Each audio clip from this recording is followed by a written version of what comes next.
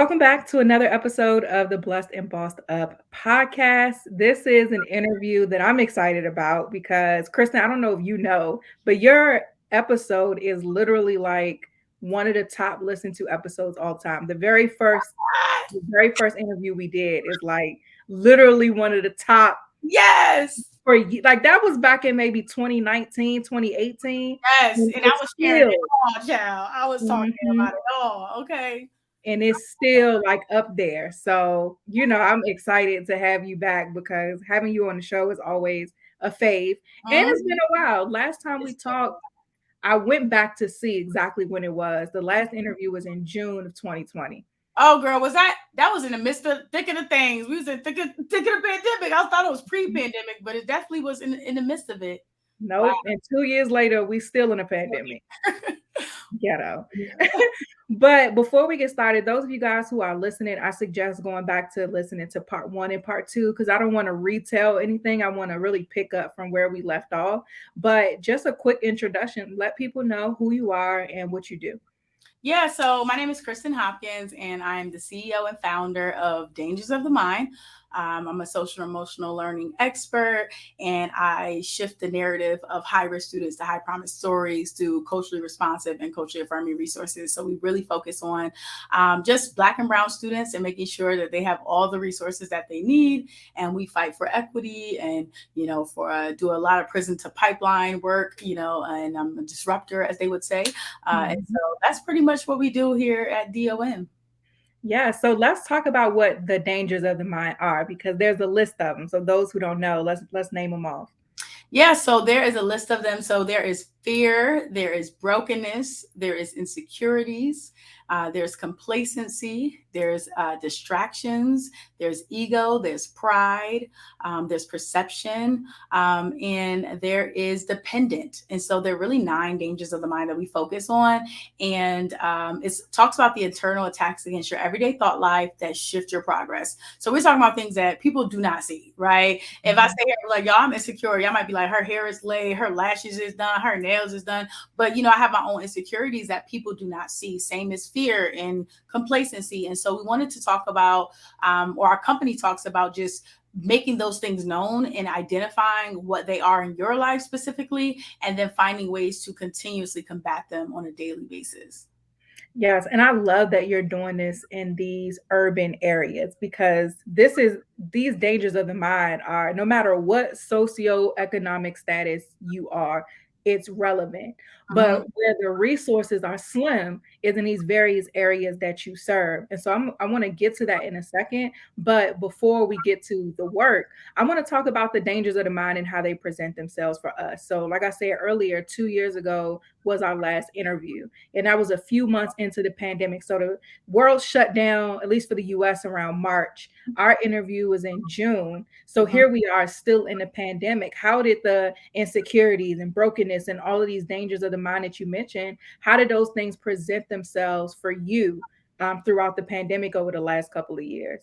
Yeah, so it definitely presented itself. Like, I always tell people that once you like identify the dangers of the mind, you're no longer the victim, right? So you acknowledge them, you're no longer the victim, and you feel convicted when these things arise. So if I'm sitting down on the couch and I'm just too comfortable and I'm over here binge watching a series when I know I should be reading or something, and I start feeling complacent, I start feeling convicted, right? When I look in the mirror and feel like I'm identifying all these insecurities, I'm like, nope, that's the dangers of the mind. That's also the devil, and I feel convicted, right? And it's like Mhm. it's these things make you feel convicted. But I'll say what I went through during the pandemic. The first thing was I started a nonprofit called Dangers of My Education Fund, because I do a lot of nonprofit work. I've been to Ghana and Haiti and all of my pocket, prior to me creating this nonprofit. And I've been donating couches to schools, just a giver.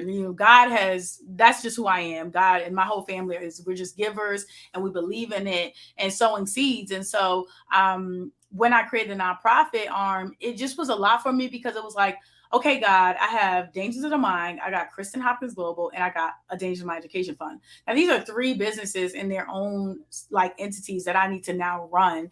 And one thing that I'll say, y'all know y'all get the tea, okay? Y'all get the real tea at Let's Talk. Ain't nobody else getting this tea, so this is a first exclusive tea. But when I knew all, like, since I was a little girl, that I learned differently. I learned very differently, and I felt that I was never taught the way that I like to learn. So like when tests would come, I would get very like nervous. I would get very just like not confident. I would get very insecure, thinking that I'm going to fail the test.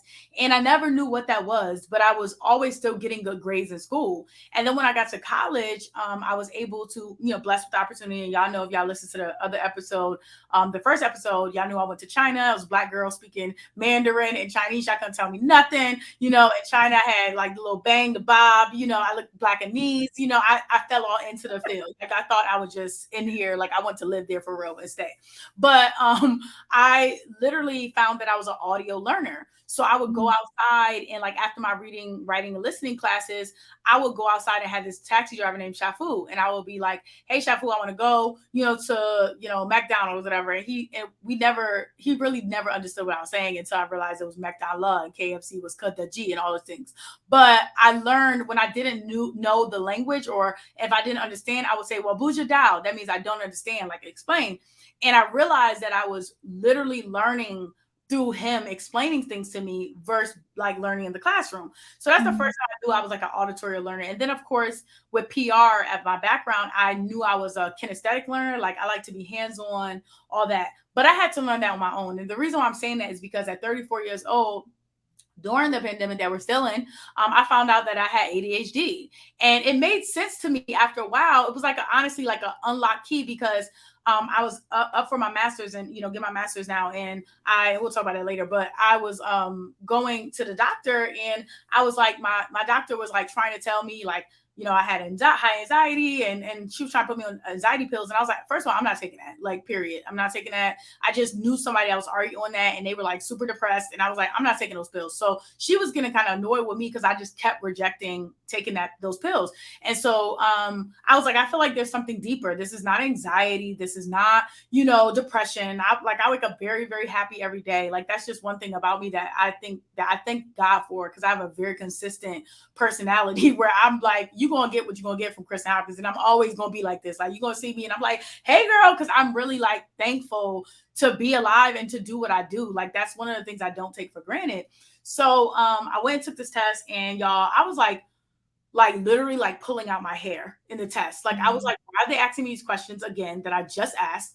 Why are they, asking me to recite a color that I saw like 5 slides ago that I don't even remember what color that was? Like, I was getting annoyed. And so I looked at the results, and the doctor was like, your reasoning is so high. You have all these functions that are so high, and your executive function is low, your memory is low.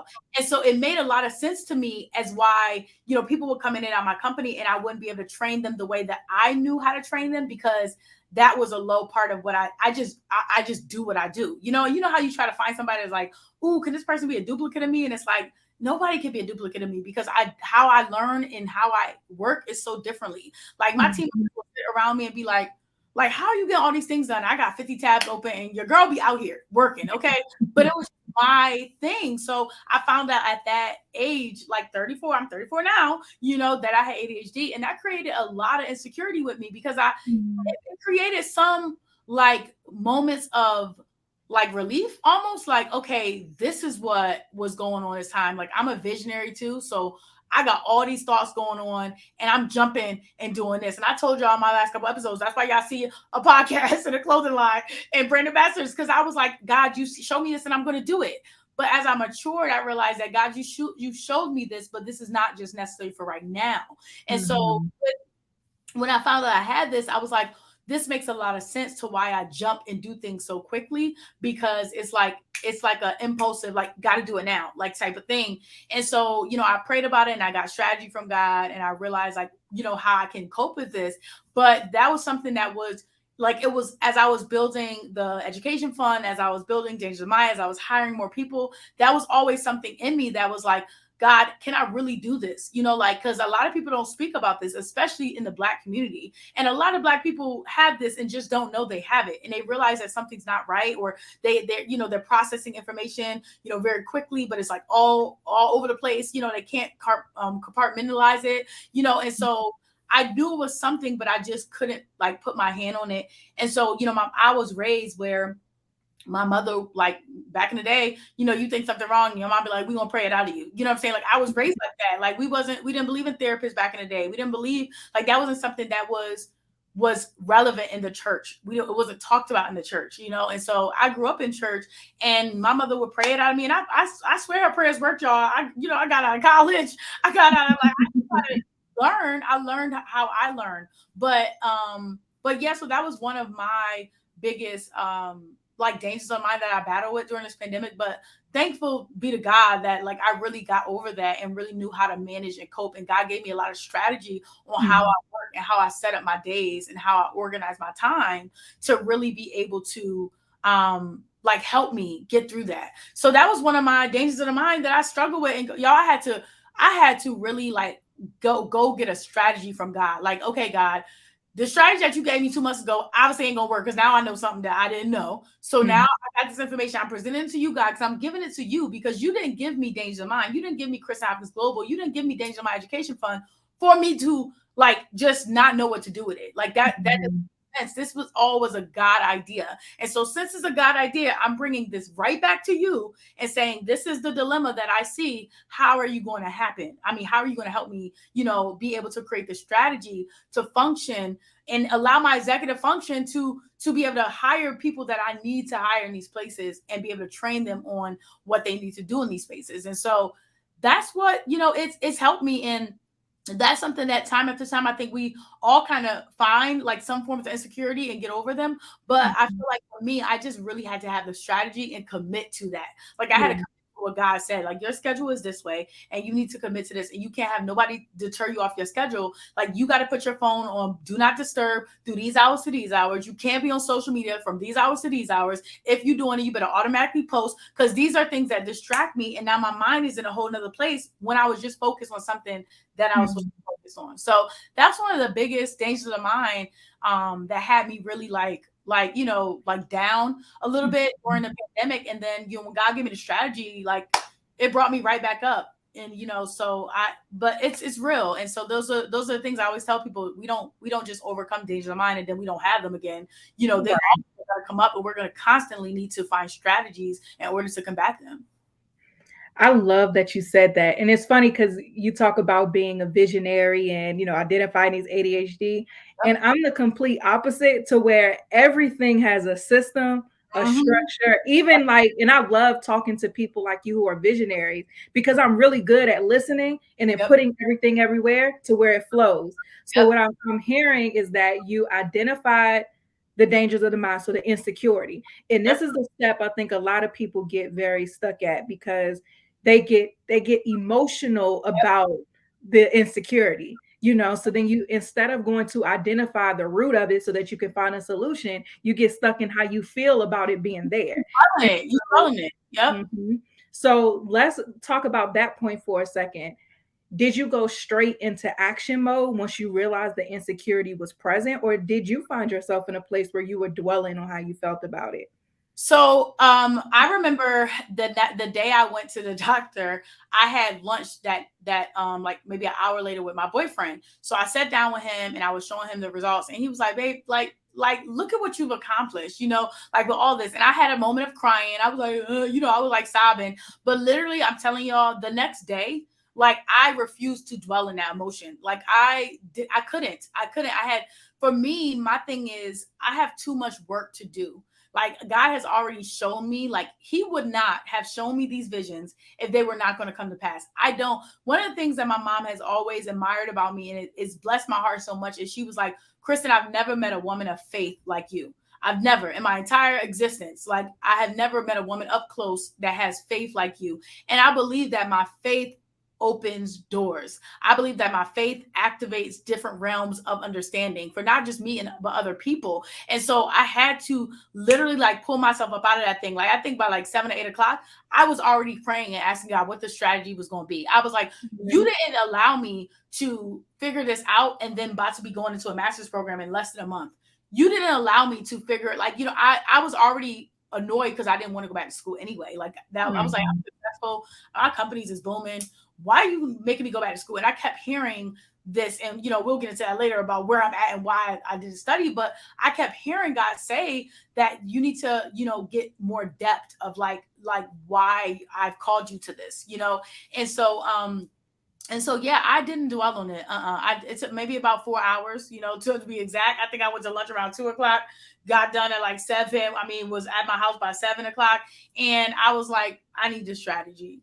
I can't dwell on this, especially as a leader, as someone that believes in this. Oftentimes I'm a little hard on myself because I tell myself I can't dwell. Like you have a 5 to 10 minute emotional window, get it out. You know Mhm. what I'm saying? Because if you don't, you could find yourself dwelling in that if you don't catch yourself. And that's what the Mhm. danger of mind is about. You got to catch yourself. You got to know the familiar places that the dangers of mind will take you. And when I felt that familiar place, I'm like, oh, baby, I'm not staying here. Like this ain't it for me. And I haven't struggled with a danger of mind in a very long time to that extent. So when I Mhm. felt it was so heavy, like it was like I always tell people when I speak that, like about check your invisible emotional backpack. Like we all carry these invisible backpacks around every day, and like step one to self awareness is identifying your emotions. And so I had to literally call them joints out by name. Like this is what I feel, and this is what's in my backpack right now that no one can Yeah. see. And it ain't gonna be there for long because I don't have time to go in and inspire people and motivate people and be carrying this in with me. Like I can't, because it's Mhm. me. I'm very serious about like not being a woman of like that's contradictory. Like that's just really important for me. Like Mhm. especially leading this work, this social emotional work. I tell people SEL is all up in your business. If you trying to do this work, you shouldn't be doing this if you don't want to let people know your business. Because highly self-aware people are like, you can tell. Like highly Mhm. self-aware people like identify with other highly self-aware people. And so you could tell if somebody's faking the funk. And I don't have time for that, especially Yeah.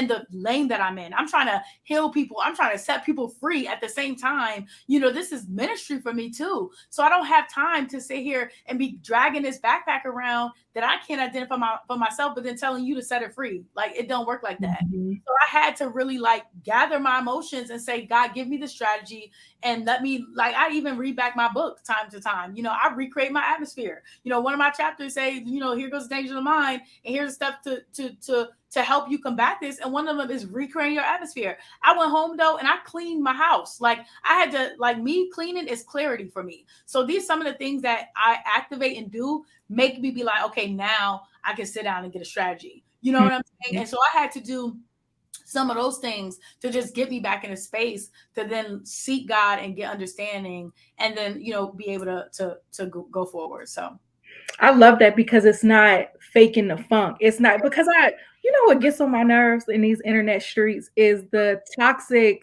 positivity yes, because it's about it. not about faking like something is what it isn't. It's about identifying, like you said, we have these emotional back. Look at the insecurity dead in his face. Like, I Mhm. see you, I don't want you, so I'm going to deal with you. Yep. You can't stay here. And I'm not going to ignore you and act like you're not there because that's only detrimental to me, which Yeah. makes it detrimental to what God is calling me to do. So, in Mhm. order for me to be the most efficient, I need to be light. And so, I love that you talked about dealing with it. And so now moving on to the next step, my brain be real system. So now moving on to the next step where you went and took this to God and was like, here are the things, Yep. what did that look like? Because a lot of people, especially who listen to this show, this is a space where they get stuck, Yep. where it's hard for them to be vulnerable with God to the point where they can be like, here. You Mhm. know what I mean? And not only here, but really take their hands off and trust that God is going to give them back a solution. So, what did the details of that conversation with God look like, and then any tips for those people who get caught up in that aspect of it? Yeah, that's so good. I would say the first thing is that the devil, we have to remember what the devil's job is. So the devil is to kill, steal, and destroy. That's his job, right? So he looks to kill our dreams, or he looks to kill our talents and abilities. He looks to steal, and rob us from whatever thoughts that are happening that are positive that we want to, make turn negative. And then at the end of the day, he looks to steal our destinies, like really, really steal our destinies. So I had to go back to God and remind him. And I actually had to go back to track record. Listen, I'm a track record type of girl. Like I write for a reason, right? I Mhm. write because I want to know the track record of God's goodness in my life. So I Yeah. had to go back and remember the things that God has brought me from. That was number one. And then I had to really understand and ask God, why have you given me this? And y'all, listen to this. This gonna blow y'all minds, okay? Now, how strategic is God? This is what had me like, oh God, you got me fired up. Like I'm the wrong one to tell this information to, because it's about to explode out here. So God has showed me. He said, I want you to look at every single product you've designed so far. Your products that you design are all right brain, all cognitive behavior therapy in very innovative ways, where kids are doing big therapy sessions. Kids are using their right brain, which is creative, is innovative. Kids are kinesthetic movers, auditorial modalities, all these things that we're using. And he was like, you've designed things for children that struggle with ADHD. And you didn't even know you had this. And I'm about to get teary eyed and emotional now, girl, because I'm about to throw something. what? Like you are so strategic that you allow me to reach kids that I knew in my heart, I knew I was, but I thought it was because, I had these daddy issues and I had all these other things going on, and I was reaching kids and doing ministry. God's like, no, you're reaching kids have been misplaced with their IEPs that are called special needs because they don't know how to be learned and taught correctly. You're teaching kids that have ADHD and that don't know how to learn and be taught. Teachers are not taking the time to teach these kids correctly.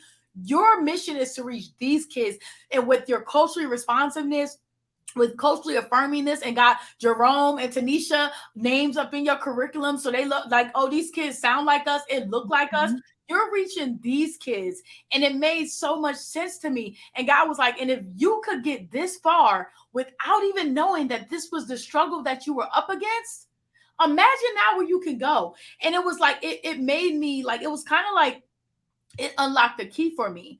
And Mhm. I was told by one of my good friends, Tanya, probably about a year ago. We were in the cabins in Asheville for her birthday, and I think it was a year or 2 years ago.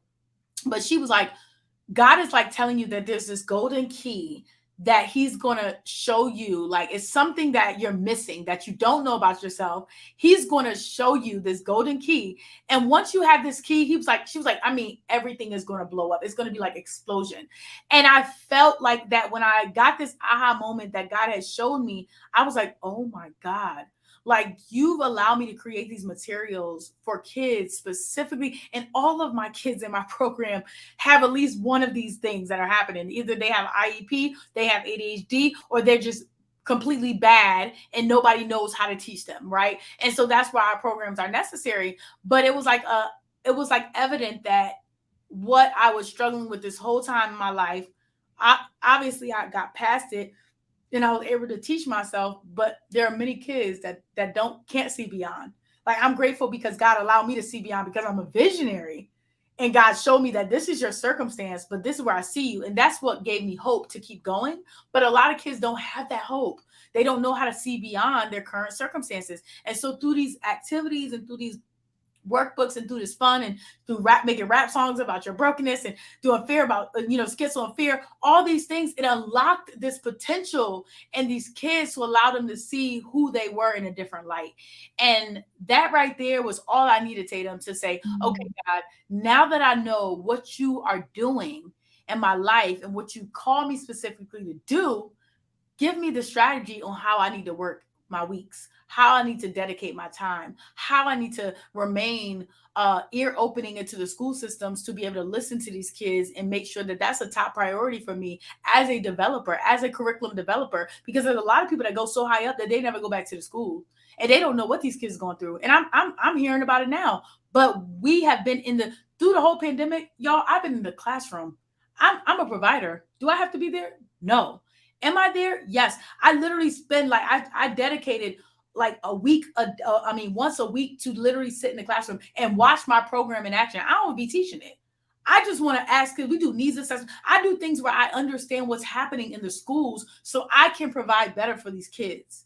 Right. And that was important for me. So that's really what did it for me. Like I had that aha moment, and that's what was like, okay, God, listen, the revelation is there, and once you tell me something, you don't gotta tell me twice when it comes to like why the why. Mhm. Like I had to tell me for the obedience part, like Kristen, here you go, do it again. I told you this, I told you this instructions, but the why, when you tell me the why, oh, that why, baby, is it for me. Like I know at least why I'm doing what I'm doing.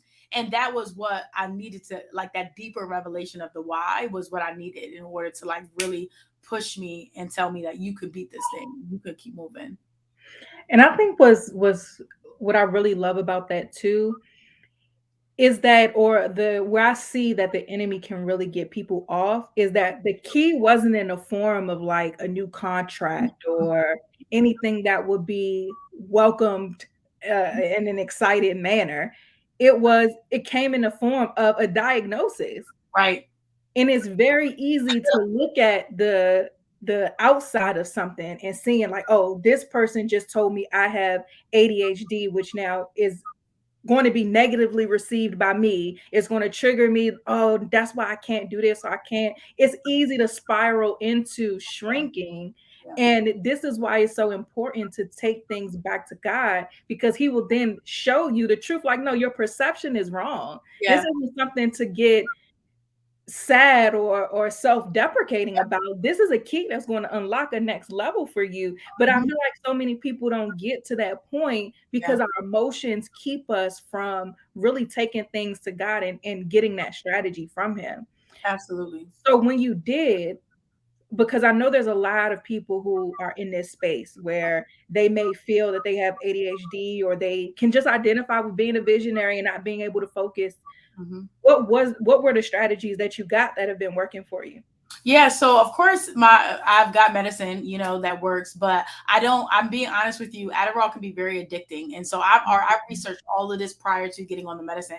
I like had very extensive conversations with my doctor. I had very extensive conversations with other people that I know that have had ADHD and that have been on medicine for years. And I said I need to find out what works for me, and so I am very intentional about taking the medicine when I'm like, say I'm building a big major presentation and I just really need to zone out and focus. But I don't like taking it when I'm about to speak. I am, first of all, if you've ever seen me speak in action, I am like your girl, like I'm all over the place. I am High energy. articulate. People high energy, people like literally like book me because of the energy that I bring. So I didn't want to feel like, oh my God, I'm on a time schedule. Like, cause it makes you like feel like you have to be super focused on getting things done. And I wanted that authenticity. And so I find that I won't use it around things like that, you know. Mhm. And then also it's not just about the medicine. It also you also have to have a balanced diet. My diet has changed dramatically, y'all. If y'all knew I had the chip addiction, like it's still going on. Like I used to eat kettle cook, you know, I could name all the chips in the world. And I had also the my boyfriend joked around about this, but he's like, Kristen, you be eating like a 17-year-old. Like, you know what I'm saying? Like I eat a little bit, Snacks. I used to eat a little bit of greens, you know, but I would be like eating fried food and all that. And I had to change my diet because it really helps you chemically, like in your brain, Mhm. produce. And then the last thing is exercise, you know, and I don't do as much as I should, but this has been something I'm very, very serious to be committed to, and taking vitamins, you know, for energy. But I think all of those things, like along with the medicine, is really what can help you, because you continue to go. What I will say though is that when if you do start, you know, taking the Adderall or whatever you're subscribed, you have to drink a lot of water. You have to stay hydrated because that was something that I was like maybe a 2-3 bottle of water minimum girl. You know what I'm saying? I'm gonna drink some water, but like I wasn't the biggest water fan, you know. And not to say that like I could taste. I know the difference of taste of water. You know how you could be like, this is Dasani right here with my eyes closed. Mhm. I know water, but I wasn't the biggest fan of being like, oh, I gotta drink tons of water. But now I got like this big jar that I be like making sure I'm drinking because it does dehydrate you. And those are just some of the things. But and then also with the strategy, I prayed and asked God what when I need to work on what business and what days, really strategy. And so on Tuesdays I found myself doing more of my master's work and more of my Christian Hoppers global work and more of just strategy and prayer with God. Like I don't even want to do no real meetings and stuff like that. And I've just put that in place and it's been working amazing for me. And then Wednesdays I find my content days and days like that. Like I'm trying to strategically structure my days. And then also one of the things that I say my boyfriend because I'm always around him, but he's brilliant. And one of the things he taught me was that he was very strategic about this because he was like, Kristen, discipline is a love language. It's not a punishment. And so he was like, when you start looking at discipline as a love language, then things won't be hard for you because you love yourself to do it. Right. And so I was like, oh my God. And it was so simple, but yet so profound that I really started looking at my schedule as a love language because I felt like that my schedule was just I would take calls at any time, Mm-hmm. and I was like, no, on Mondays, I'm not taking no calls. You ain't really hearing from me if you're not hearing from my Monday morning team meeting. That's the only meeting I have. And I'm very strategic about that because I have a lot of admin stuff. I got stuff that, I got to get ready for the week. And then, and so just being able to set myself up like that, where I wasn't allowing people to really hit me up and just throw me off because that right there would literally distract me and they wouldn't know it, they would hit me up and say something or whatever, but I'll be like, now I'm over here thinking about everything I had to do with that when I was just literally focused on something totally different. So I think the strategy, the medicine, the exercise, the eating habits, and just vitamins is really important to maintain it in water. It's just to maintain in this regimen that can allow you to have energy and to stay focused. And then of course the do not disturb, all my apps go off at 7 p.m 8 p.m. If I'm on it, that's because I chose to get back on it, and I'll probably get back on it for the thing remind me in 10 minutes, I'll do that. Right. But I do that intentionally because I like to nowadays I like for my time after 5 or 6 o'clock to be my time. I don't want to be plugged in. And I just did we do our legacy, or we do our Let's Talk Marciel parent forums. And on those parent forums, one of the workshops we just did was legacy over likes. And we talked about the effects of character development in today's youth, through social media. And some of the things I learned, like digital dementia, is a disease. It really affects our cognitive bandwidth when we continue to scroll. And some ADHD, that ain't good for us. It ain't good for the normal person, but it really is not good for us because we already have our attention span could be short because we moving on to this and this and this. And as a problem solver, and as God has called me to be, this person in the earth that solves problems and is an impactor and, a change agent and thought leader and pioneer, I can't afford for my cognitive bandwidth to be impacted. I can't afford that. And I think sometimes we take that lightly, but that's not, it's very dangerous and it's very serious. And where we're going as a society is very scary, because people are not solving problems anymore. They're just scrolling and allowing time to go by through all that's on social media. And no one's sitting down solving real world problems. So I'll be praying for our future leaders because, I'm these kids, we don't study it intensely enough. We don't read research. It's just not happening with us because we're being so entertained and a lot of our time is being wasted. And so for me, I feel like those were the strategies that I had to put in place to really say, okay, God, I'm going to do this. I'm going to do this your way, but I'm also going to be healthy about it, and I'm going to make sure that, everything that I'm doing is very intentional, with the way that I need to continue to move forward. So. And what I'm hearing is creating a culture to Yeah. where you can operate at your best. And by you operating at your best, you're seeing through the things that God is calling you to do. And I appreciate that because when I hear a lot of maybe the time management conversations or things like that, it can be heavily based off of how much we can check off. And I Mm-hmm. think, especially as people who are overachievers, I identify as an overachiever. We can be quick to how much can I get done? How much can I check off? These type A personalities, but it's less about how much you can produce. And it's just more about creating a culture where you can operate at your best. And I know for me, I think when I became a mom is when it really had to like hit me, Yeah. Oh yeah. Gosh. I don't know.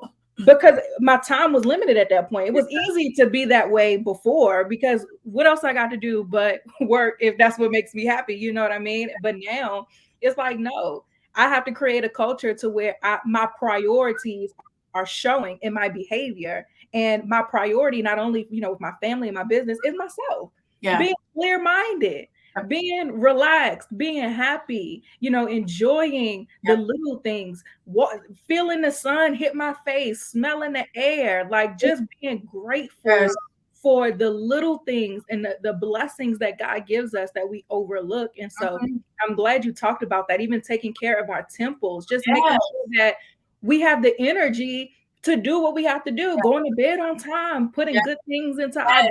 body, Yeah. all of that. And that's what I want to add to the going to bed on time is so important because I've been waking up at like 5 a.m. and that's just what I've been like doing. My body has been structured and I have not tried to change that. And Mm, so what I was noticing though is I would be exhausted by like 6 o'clock, but it was because I would be going to sleep late. So I had to change and like literally be like, okay, Kristen, like my alarm is my friends laughing at me. They'll be at my house and the Alexa will be like, it's time for bed. And it'll be like 9:30 and they'd be like, all right, Kristen. I'd be like, all right, I got to go. Like, I'm saying like, it's time for bed. Did you hear her? right. Serious about it because I'm like, I have to like practice that. And of course, sometimes I get off schedule and I'll sleep in though. If I get off schedule, I'm gonna get my 8 hours, like regardless. Like yesterday, I went out to dinner with my good friend Tiffany, and you better believe I woke up at like 10 o'clock, 11 o'clock because I couldn't. I had to get my hours in. But it's important for me to really like make that a priority for me, especially as I get older, Mhm. and then also one of the things I did too was I prioritized to make sure because I used to like read my Bible at night a lot of times, like when I got to bed, and then that's just the devil. You start getting tired, start like going to sleep on the scriptures. But Mhm. I really am intentional about making sure I do a lot of my practices in the morning now, like the bulk of them, and then I could like finish some stuff at night because I had this 365 and I just got back from traveling, so it's in my suitcase. But I got this 365 journal where it like shows you like how to read the Bible in a year. And so Mhm. I have this thing that I've been doing for a while now, and I always tell myself that like I used to like do the bulk of it at night, so I'll read the scriptures and then answer all the questions at night. But the questions take a lot, so I was like I had to change that to like read scriptures and do the questions and then reflect on it at night just Mhm. to make sure that I'm doing the bulk of my understanding through the morning so that God could really like show me how this message applies to my life throughout the day.